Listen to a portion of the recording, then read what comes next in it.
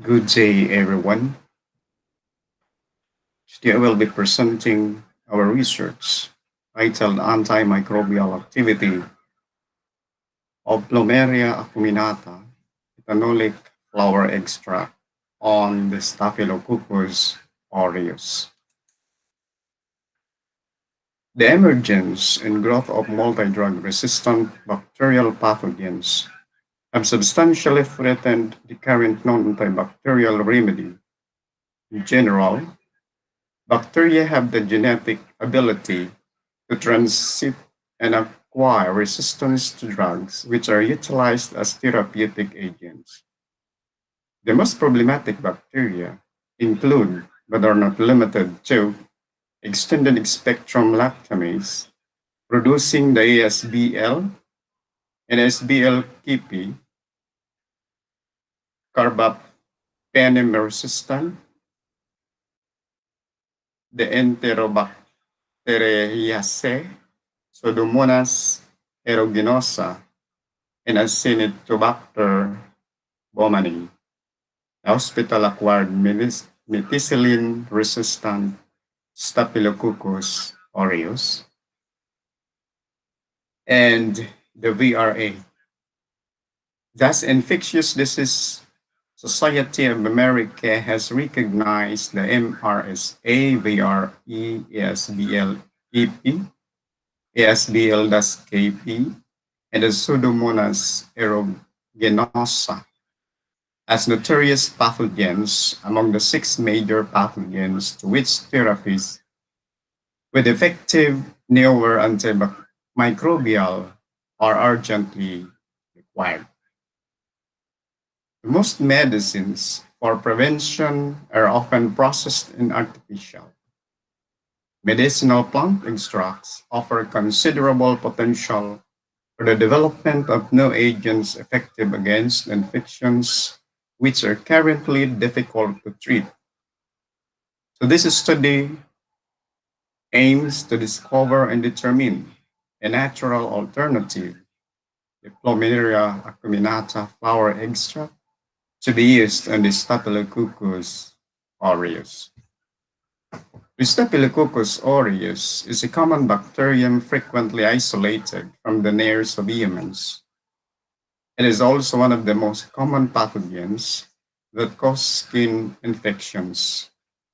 When left untreated, disorders associated with these organisms may progress in a wide range of conditions like tissue infections, pneumonia, wound, joint, as well as bone infections.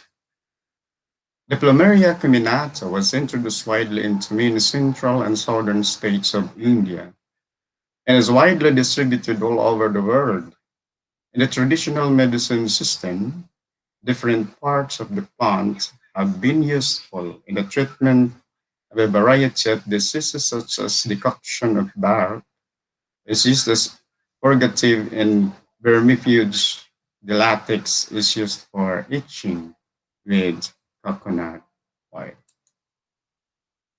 So the experimental method of research was used in this study.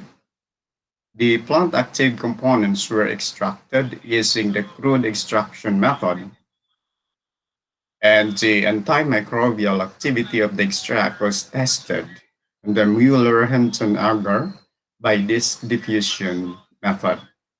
Likewise, the zone of inhibition was measured using the Kirby-Bauer disk diffusion method.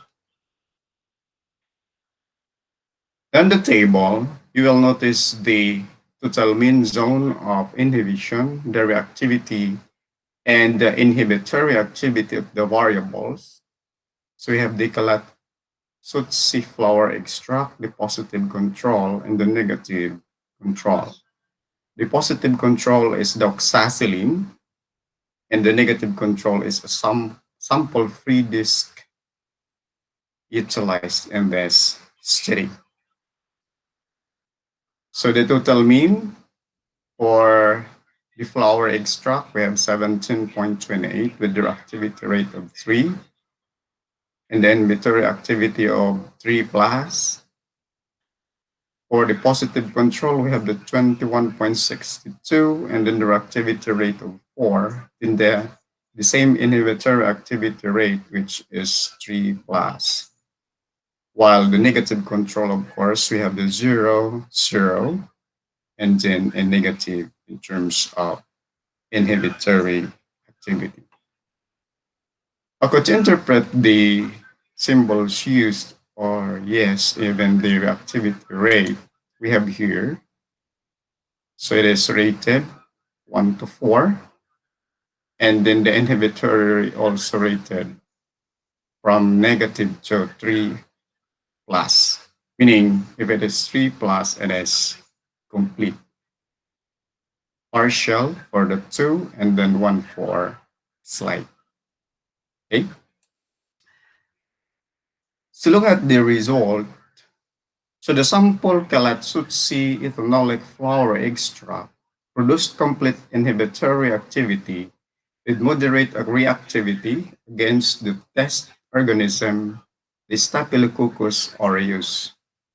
This means that the zone inhibited by the sample extended not less than 5 and not greater than 10 millimeters beyond the specimen.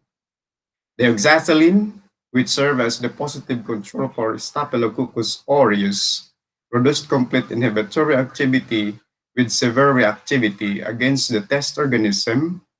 Now, this means that the zone inhibited by the sample extended greater than 10 millimeter beyond the specimen. So the sample-free disk, which served as the negative control, had no inhibitory activity and no reactivity against the test organisms. The Kalatsutsi ethanolic flower extract had a total mean zone inhibition of 17.28 millimeters and produced complete inhibitory activity with moderate reactivity. It was then discovered that oxazoline has a greater zone of inhibition around the microorganism and is more effective than the Kalatsutsi ethanolic flower extract. This shows that there is significant difference between the values of the measurements of the zones of inhibition and the inhibitory activities of the three variables used. And this implies that the Kalatsutsi ethanolic flower extract can be used as an antimicrobial agent and it has an effect, a complete inhibitory activity against the bacterium Staphylococcus aureus. So the measurement of the zone of inhibition and the reactivity of the positive control surpassed that of the flower extract, which implies that the extract is not as effective as the one being used in the positive control, the oxazoline. Though it may not be as effective as the commonly used antimicrobial agent oxazoline in the market, but it certainly has a promising effect on the said bacteria as it has the complete inhibitory activity against it. So the sample has a reactivity rating of 3 as ranked by the Department of Science and Technology as moderate, which means that it has successfully inhibited the bacteria completely and extended not less than 5 millimeters, but also not greater than 10 millimeters beyond this specimen.